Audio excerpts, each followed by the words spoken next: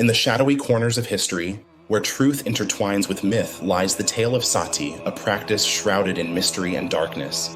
This ancient Indian tradition, often misunderstood, evokes images of widows consumed by flames on their deceased husbands' funeral pyres. But what lurks beneath the surface of this chilling ritual? Today we peel back the layers of time to unveil the dark secret behind Sati, a story that traverses the realms of devotion, coercion, and societal norms.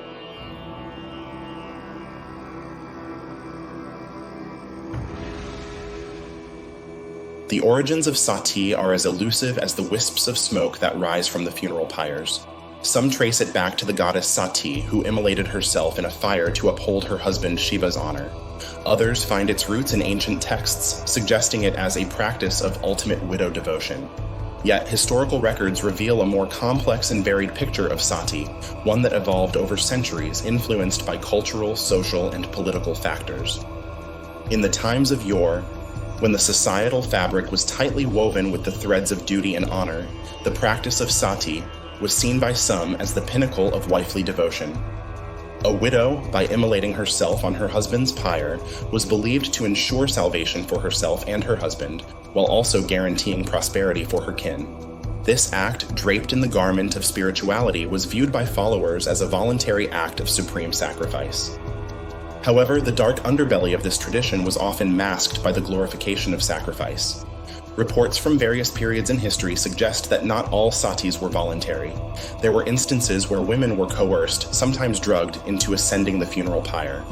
Social pressures, fear of destitution, or manipulation by those who stood to benefit from her death pushed many a widow into the flames, their consent buried under the societal expectation of honor and duty.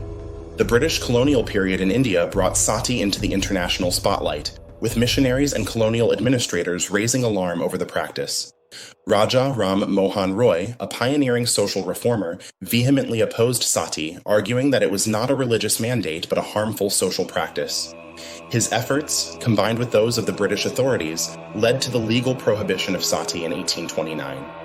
Yet, despite being outlawed, sporadic instances of Sati continued, a haunting reminder of its deep-rooted presence in certain parts of society. The practice of Sati, in its essence, reflects the complex interplay of religious belief, social structure, and the status of women in society. It serves as a stark reminder of a time when women's identities and worth were inextricably linked to their husbands, and their choices, or lack thereof, were governed by societal dictates. While the flames of Sati have largely been extinguished, the underlying issues of gender inequality and societal pressure remain relevant challenges. In modern times, Sati is a subject of intense scrutiny and debate, serving as a focal point for discussions on women's rights, cultural practices, and the role of tradition in contemporary society.